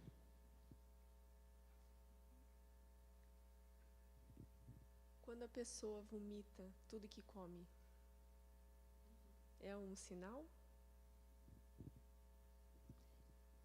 Entendi a pergunta, mas vou ampliá-la, ok? Porque é interessante isso. Ela pode vomitar. Deixa eu ver. Vê só se tem mais um slide. Por favor. Porque talvez eu não tenha colocado mesmo, tenha colocado outro arquivo. Vomitar é um sinal? Depende. Pode ser sinal de várias coisas. Vou brincar agora com o primeiro exemplo, mas para a gente poder de fato ampliar. Você pode ter vomitado porque a comida não fez bem. Entendem a ideia? Sim. Você pode vomitar por uma bulimia. Pode vomitar até por uma alergia. Mas um vômito recorrente, se já fez toda uma checagem, né, da saúde física e não achou nada, não tem uma gastrite, não tem um alimento que está fazendo mal, aí precisa investigar. Porque pode ser uma bulimia, e bulimia também é muito séria, e bulimia também mata. Sabiam que bulimia mata mais do que a anorexia, né? Sabiam disso? As pessoas se preocupam tanto com a anorexia, né? Porque a gente está vendo ali a pessoa definhar, mas a bulimia mata mais, porque ela afeta principalmente o músculo cardíaco, e a pessoa pode ter um infarto. E principalmente porque as pessoas, na maioria das vezes, nem percebem que a pessoa é bulímica, porque ela não perde peso considerável, né? Na maioria das vezes, ela só deixa de ganhar peso. Então, independente disso, a gente já checou fisiologicamente, está tudo certo, é um motivo para a gente procurar ajuda. E, sem dúvida nenhuma, que pode ser um indício do suicídio, sim. Porque a pessoa não está conseguindo dar conta, ela está tentando colocar para fora, ela não consegue colocar, ela não consegue verbalizar. E ela começa a ter mal-estar mesmo. E é físico, ela sente o mal-estar físico. Dói mesmo, dá vontade de vomitar mesmo. Então pode ser. Mas independente do que seja, a gente precisa procurar ajuda.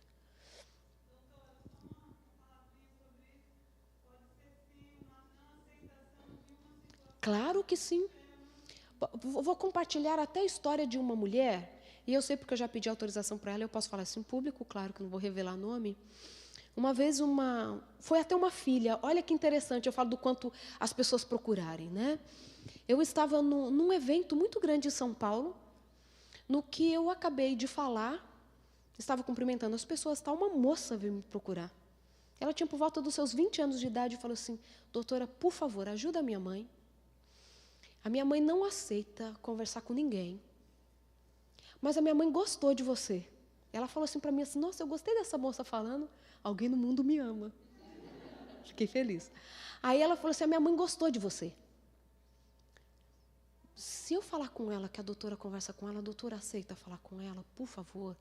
Porque eu não sei mais o que fazer. Minha mãe tem mais de 50 anos e é bulímica. Eu cresci vendo a minha mãe ter as suas melhoras e depois voltar com a prática de vomitar. E ela falou assim, para mim não faz sentido, minha mãe é super bem-sucedida, alegre, a vida toda no lugar, mas é bulímica. E ela não aceita ajuda, e ela não admite. A doutora conversa com ela, como eu ia ficar alguns dias a mais no Brasil, ajeitamos lá, marquei para falar com a mãe dela, e foi muito interessante a conversa. No meio da conversa, ela tinha muita coisa do passado dela que ela precisava resolver com o pai. E ela nunca tinha coragem de falar para o pai, porque ela queria manter essa relação ideal com o pai dela, de admiração, de tudo, mas tinham coisas que a magoavam profundamente ainda. E eu fui direto à pergunta, não é porque uma mulher com quase 50 anos, com bulimia tal, que isso ela já acompanha ela uma vida. Eu falei assim para ela, o que você tem para falar para alguém que você não consegue falar? Ela, o quê? Eu falei assim, mas tem alguma coisa que você gostaria de falar para alguém que te machuca e você não consegue falar? Ela pensou e lembrou do pai. Aí ela descarregou, né? Me falou tudo. Eu falei assim, você acha que é possível ter essa conversa com seu pai? Porque nem sempre é possível, né? Nem sempre é oportuno. Ela falou assim, não, eu acho que chegou a hora de eu ter essa conversa com meu pai, porque tudo já passou. Ok, nos despedimos. Aí passaram 15 dias, ela me manda uma mensagem. Tive a conversa com meu pai, ele me deu uma brecha, e eu falei para ele todos os meus sentimentos quanto à nossa relação. Não se sentia filho amado, o irmão que era o queridinho, sabe essas histórias? Ela falou assim que foi uma sessão terapêutica para ela e para o pai dela. O pai dela falou assim, filha, eu me martirizo até hoje por conta disso. Porque eu sei que eu tratei vocês diferentes. Porque o sonho dele era ter um menino, mas quem nasceu primeiro foi a menina, que era ela. E aí, quando o irmão dela nasce, que era mais ou menos da idade parecida, ele gruda no filho. E ele fala assim, já um senhor, ele fala assim, mas isso sempre ficou aqui, ó, uma culpa. Puxa, se eu pudesse voltar a fazer algumas coisas diferentes.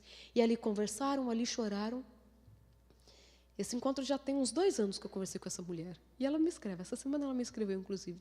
E ela falou assim para mim, doutora, nunca mais vomitei. Nunca mais, não faz mais sentido vomitar, eu não tenho vontade. Não tenho vontade, porque às vezes tem alguma coisa presa lá dentro. Às vezes tem alguma coisa que precisa ser dita. Porque se a gente não disser em palavras, o corpo vai dizer. Ok? E pode dizer das diferentes formas, o cabelo caindo, a visão diminuindo, uma infecção de garganta que nunca passa. Claro, é o que a gente sempre faz numa sessão terapêutica. A gente sempre checa se não tem uma questão fisiológica que desencadeou aquilo, ok? Porque senão você pode ter uma faringite por qualquer outro motivo e não precisa ser o emocional, ok? Mas a gente não pode deixar de prestar atenção nesses sinais. Mais alguma pergunta? Não tem mais nenhuma? Eu estou falando que eu não enxergo. Tinha umas 20 pessoas com a mão erguida. Eu assim, mais alguma pergunta? Diz, querida.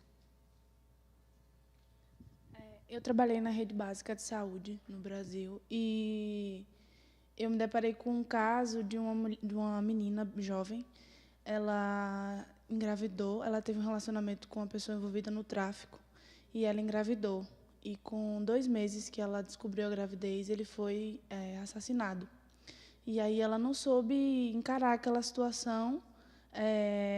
E ela não assim, eu fazia pré-natal dela e ela não queria fazer o pré-natal.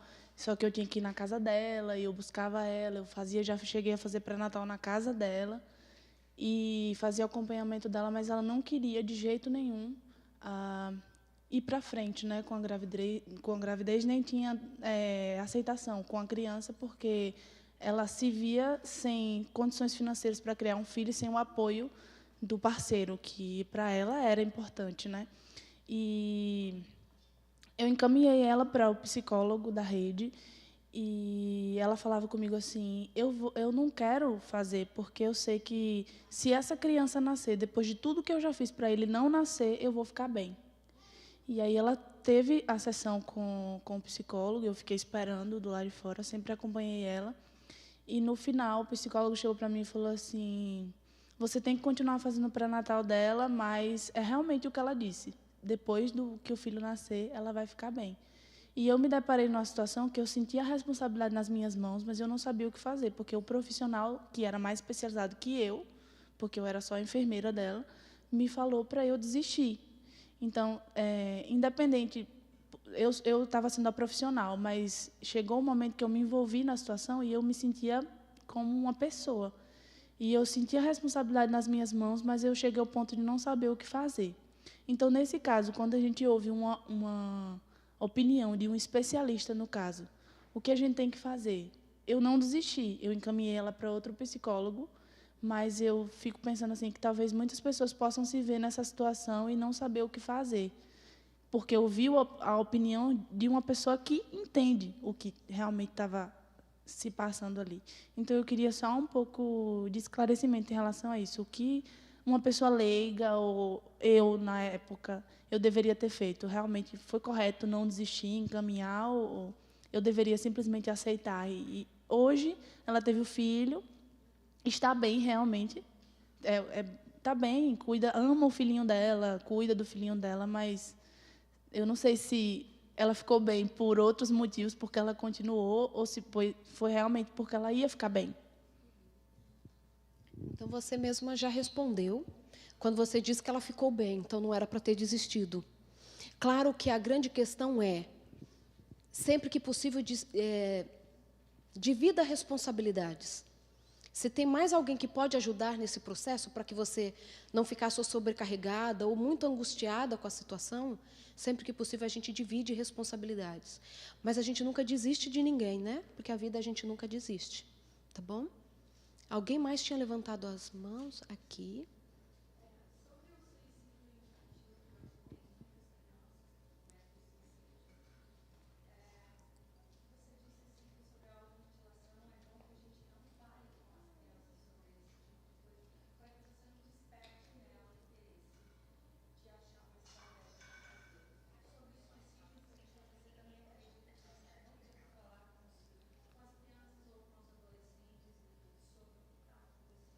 Tá, falar sobre suicídio e automutilação, só estou repetindo para que todos ouçam.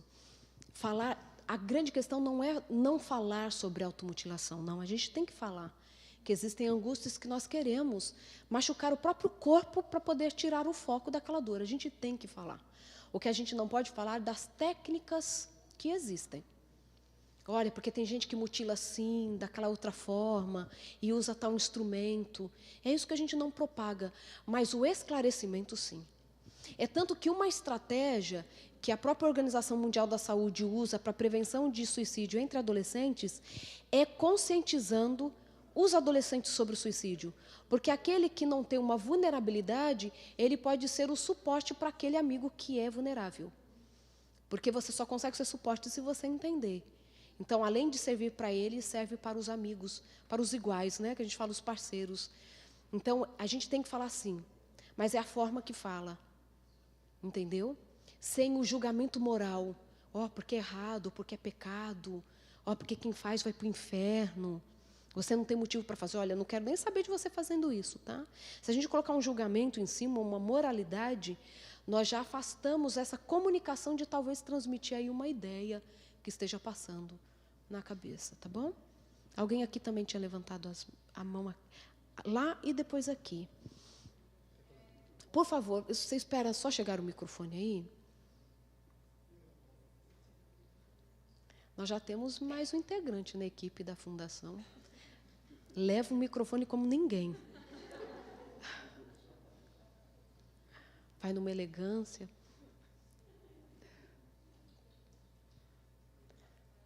Boa noite. Tem uma amiga minha que ela tem um filho de 15 anos e ele tem autismo. E ele está passando por esse processo de mutilação, de se cortar. Ela está tentando fazer o tratamento, mas não está conseguindo resultados, até porque tipo assim, ela não vê acontecer, ela só vê depois. Sim. Mas está difícil no tratamento. Tem casos que não tem como tratar? Por exemplo, no caso de um autismo, que talvez a pessoa não consiga entender o que ela está fazendo? Sim, o autista precisa ser atendido por alguém que é especialista neste transtorno. Porque você não está lidando só com a automutilação. Você está lidando com um cérebro que funciona um pouco diferente. Entende? Então, não tem que ser alguém especializado em automutilação, mas em autismo, para poder entender. E claro que cada tratamento ele vai ser de acordo com essa demanda, quem é esse paciente. E as estratégias também vão ser específicas, com certeza. Mas ele precisa ser encaminhado para alguém que é especialista em autismo. Tá? Aqui tínhamos uma pergunta, eu acho que o nome dela é Mariana. Né? Escutei as meninas falarem. Diz, Mariana. Então, doutora, hoje a gente passou por uma situação que, assim, quando você falou sobre as estratégias, né, eu me lembrei dos meus filhos, porque em frente à escola deles, uma criança de 9 anos aparentemente pulou do prédio. Né, e eles ficaram me perguntando toda hora sobre isso, porque parou a escola, parou a rua, claro, exatamente em frente à varanda da minha casa. Então, o que você me sugere para eu conversar com eles? Sim. Porque realmente a gente fica, né, sem saber o que falar, né? Sem saber como responder e como mudar esse foco. Né? Bem, tem coisas que a gente não sabe o que aconteceu na história, de fato. Então, algumas perguntas que eles fizerem, seja muito sincero, eu não sei do detalhe. Eu não sei. Ah, mas por que ele faria isso? Algumas pessoas passam por tristezas que elas não conseguem falar sobre elas. Mas, olha, você tem a mamãe para falar sobre isso, tá?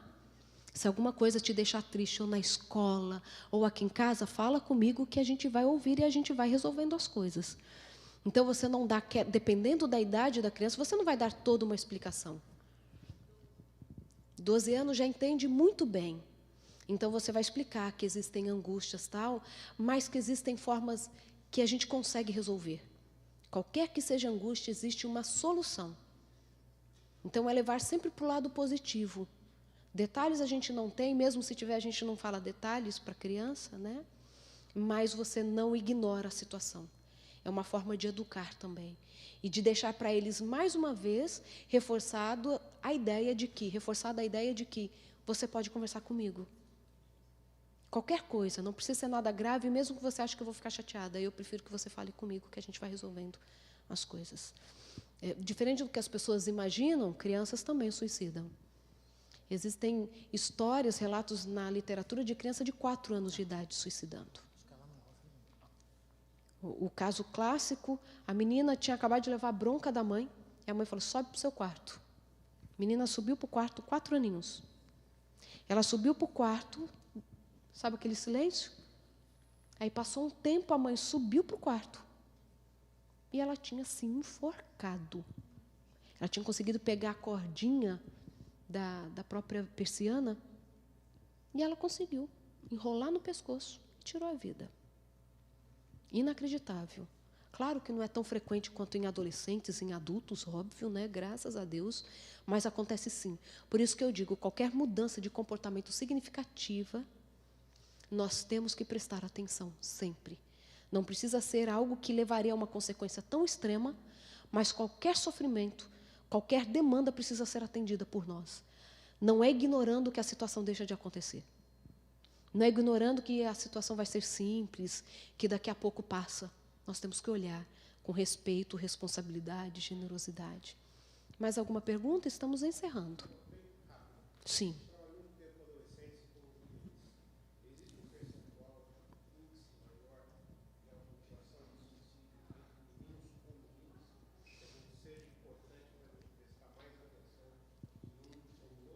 Por incrível que pareça, o suicídio ainda é cometido mais por homens, meninos, do que por mulheres, meninas. Sabiam disso? Os homens suicidam mais do que as mulheres. Por um motivo simples. Não é porque o homem tenta mais. É porque, na maioria das vezes, o instrumento ele é mais letal. Então, o homem tem mais coragem de usar uma arma de fogo do que a mulher. Então, na maioria das vezes, ele vai ser mais bem-sucedido na tentativa, se a gente pode usar esse termo tão positivo, né? Então, As mulheres, nós temos mais casos de mulheres que tentaram e não conseguiram. Na maioria das vezes, quando é um homem, ele vai e consegue. A automutilação a gente ainda vê um pouco mais nas meninas, mas está cada vez mais crescente nos meninos também. Os dois praticam automutilação, mas parece que nas mulheres ainda é um pouquinho mais alto. Tá? Última pergunta? Sim, querida. Uhum.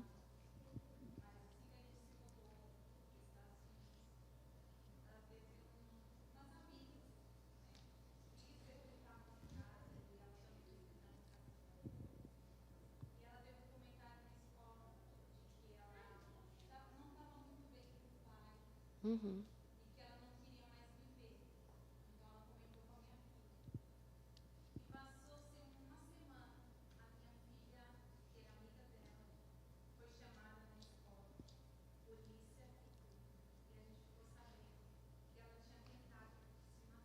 Uhum. Sim.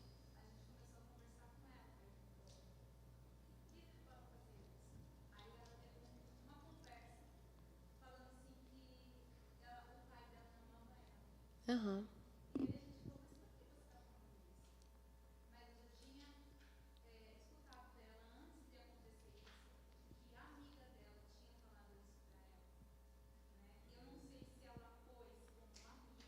Uhum. Sim.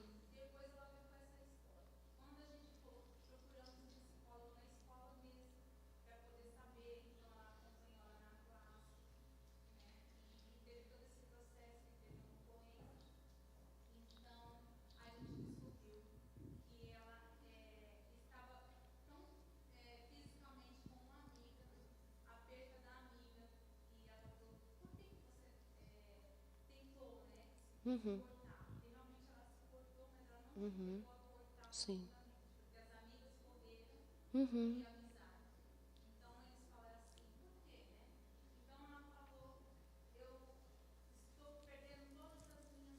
Sim.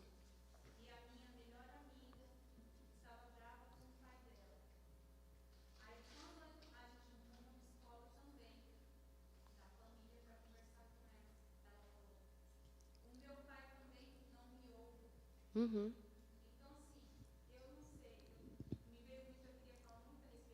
Uhum. Sim.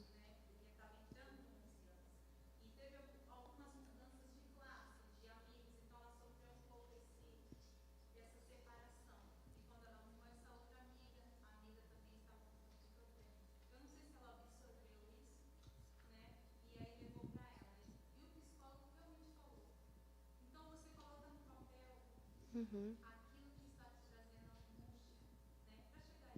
Sim. Sim. Uhum. Sim. Sem dúvida. E quando a gente fala de uma tentativa, na maioria das vezes ele é resultado de diferentes fatores. Mudou de classe, a relação com o pai, a amiga, que estava também com problemas. E o adolescente ele pode ser sugestionado, sim. É um suicídio, diferente do adulto. Eu não posso chegar para alguém e falar assim, por que você não morre? E a pessoa é mesmo, vou tirar minha vida. No adulto não é assim que acontece, mas para adolescentes pode acontecer. Conheci uma família que o rapaz suicidou, e a irmã até me contou, que ele tinha terminado um relacionamento. Estava lá assim, e essa vida não tem sentido, porque ela me deixou, tal. Não quero mais viver, vou tirar minha vida. A mãe, assim, em tom mais ou menos de brincadeira, falou assim, para de falar besteira, você não tem coragem de fazer isso, não. Ele entrou no quarto e se matou. Claro, toda uma circunstância, mas assim, para um adolescente pode funcionar uma sugestão. Entendem? Mas tem sempre um lado positivo disso. Eu gosto sempre de olhar o lado positivo. Então, se ele é vulnerável à sugestão negativa, ele também é positiva. Entendem a ideia? Então, se ele chega ao ponto de aceitar a sugestão de um suicídio, ele também pode aceitar a nossa sugestão de vida. E é aí que a gente atua, sempre na vida. E nós precisamos encarar, sim, mostrar para o adolescente, para quem quer que seja, vulnerável, que a vida pode ter sentido apesar de. Porque não tem como a gente mascarar os problemas da vida, não é? Nós temos, sim, dificuldades, desafios. Então, os desafios existem, eles machucam, seria melhor que eles não existissem. Não tem como a gente ficar dourando pílula, não. A vida é cruel mesmo. Uma vez uma mulher chegou para mim e falou assim, ai, doutora, por que as coisas são tão difíceis? Eu falei assim, bem-vinda à vida. Bem-vinda à vida. A vida tem os seus desafios. Né? E quando a gente conta que a gente teve o nosso desafio quando adolescente, porque a gente tem muito essa postura, né? Não, tudo se resolve, olha, não, nossa, eu na sua idade curtia muito, mas nós tínhamos também as nossas inquietações.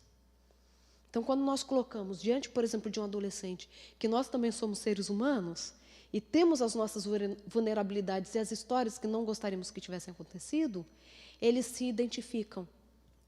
E você só consegue se conectar com quem é semelhante a você. A gente tem dificuldade para conectar com quem é superior a nós. Entendem a ideia? Então, se o outro... Isso é uma dica lá para dentro de casa, tá? Vou terminar contando essa história rapidamente, que não tem a ver com suicídio, mas que você pode ampliar aí para suas relações. Eu recebi uma família de amigos em casa, e eram muito amigos mesmo. Por isso que eu tive essa liberdade. Costumo ser um pouquinho mais educada do que isso no dia a dia. Estava lá a família, o pai e a mãe, entre os filhos, uma filha mais velha, que chegou e eu já percebi que ela estava com uma aliança de noivado.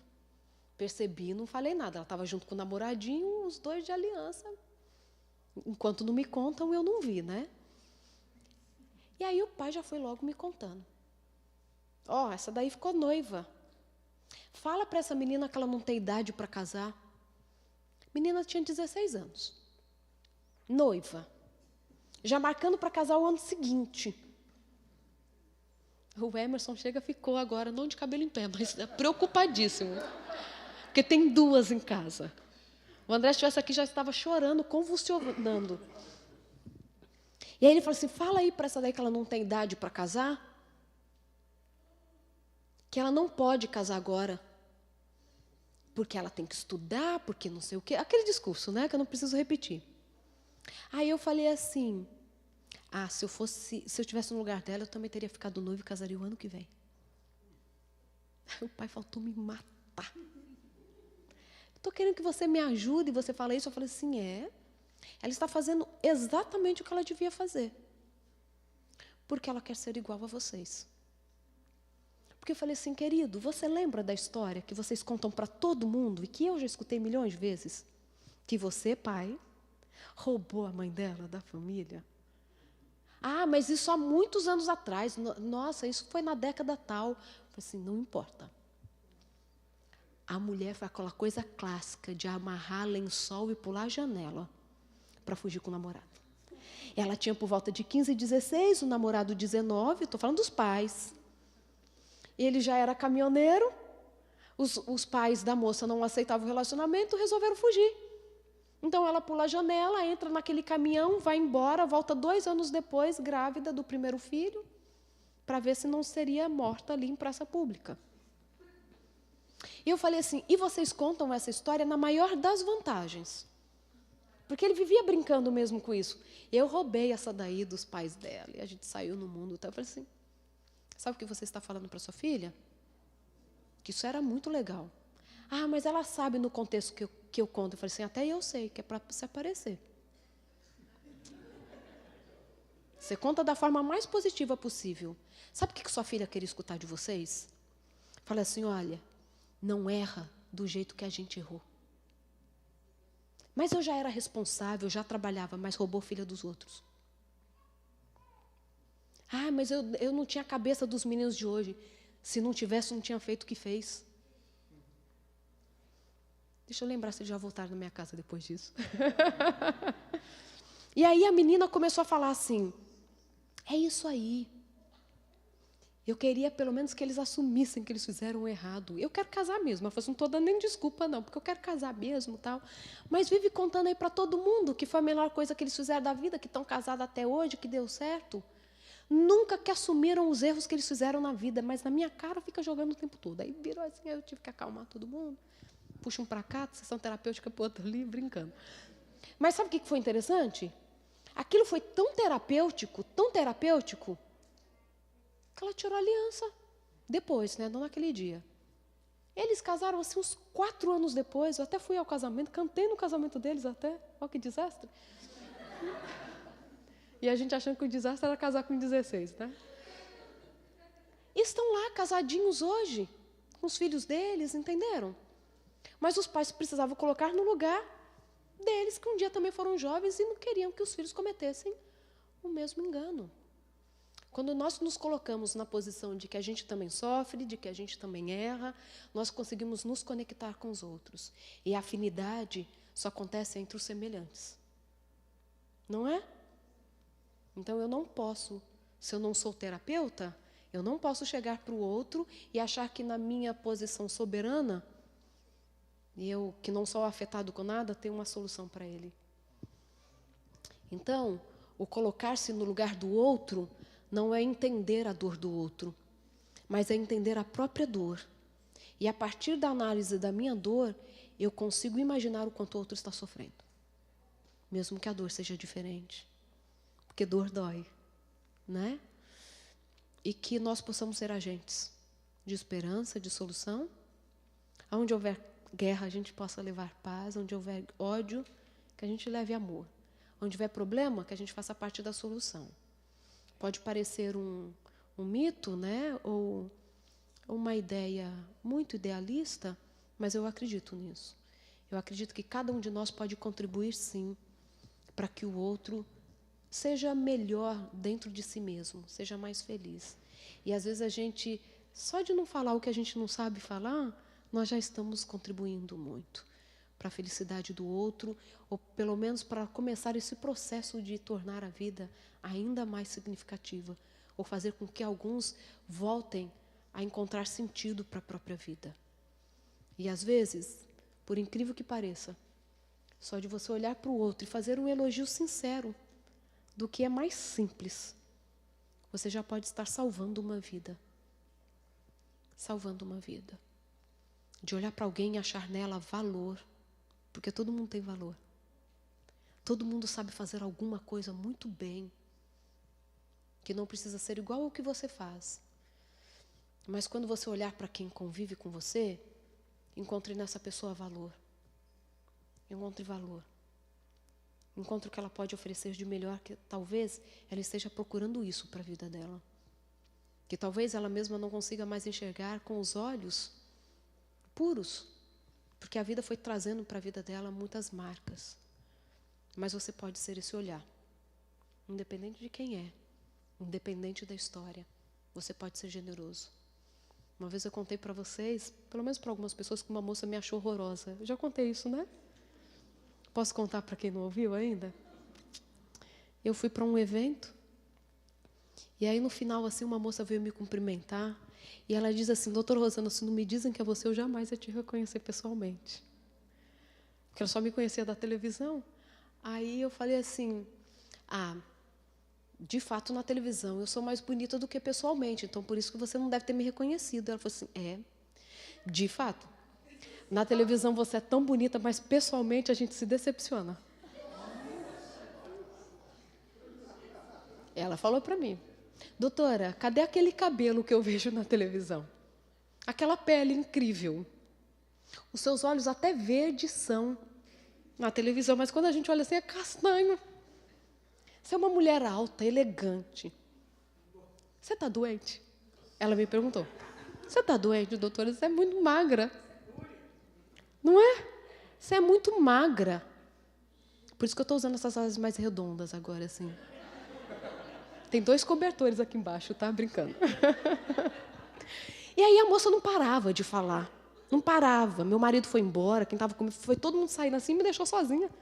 Porque estava todo mundo com vergonha alheia. E a moça não parava de falar. Eu falei assim: não, é que eu sou magrinha mesmo. Eu falei assim: não, mas eu acho que você está doente, porque até a aparência está de doente. E eu fiquei ali, escutando meu elogio. Aí depois, claro, aquilo para mim, para o meu marido, virou uma piada. Que aí a hora que eu cheguei no carro, ele estava lá se rasgando de rir. Eu falei assim, isso, abandona o soldado ferido na guerra. Eu falei, tem volta. E aí a gente voltou para casa, eu contando para ele meus apelidos de infância, por conta da magreza. Hoje eu já estou com 43 quilos. Daqui a pouco eu chego em 100 pounds. Estou tão feliz. E aí a gente voltou para casa rindo e tal, né? Enfim. Aí uma pessoa me perguntou assim, doutora, por que será que aquela moça falou aquilo para você? Ela tem problema de cabeça, era inveja, o que que era? Eu quase falei assim, olha, ela teve coragem de falar o que você não tem coragem de falar para mim. Mas o que será que acontece para a pessoa ser... Porque ela foi deselegante comigo, isso a gente não pode negar, né? Eu acho. Sinceridade demais machuca. Aí a moça disse, o que será que passa na cabeça de quem fala isso? Eu falei assim, eu não sei. E não me pertence saber o que é. O que me pertence e o que eu de fato tenho que saber é como eu me comporto diante de uma situação dessa. A demanda dela, eu não sei nem o nome da moça. Não deu nem tempo de eu falar, porque só ela falou. Alguém me calou um dia. Eu falei assim, eu não sei. Eu não sei se ela tem um problema, se aquilo era inveja. Não cabe a mim. Agora, o que eu preciso saber é como eu me comporto diante de uma situação dessa. Isso me pertence. Isso me pertence. E pertence a você como você se comporta diante das situações. Não importa se a pessoa é legal, se ela é chata, se ela tem depressão ou se ela está com ideação suicida. Como você se comporta? Como que você pode trazer mais significado para a vida de alguém? É para isso que eu e você somos chamados para a vida. Para fazermos uma diferença positiva na vida das pessoas. E você é capaz disso, apesar dos seus desafios.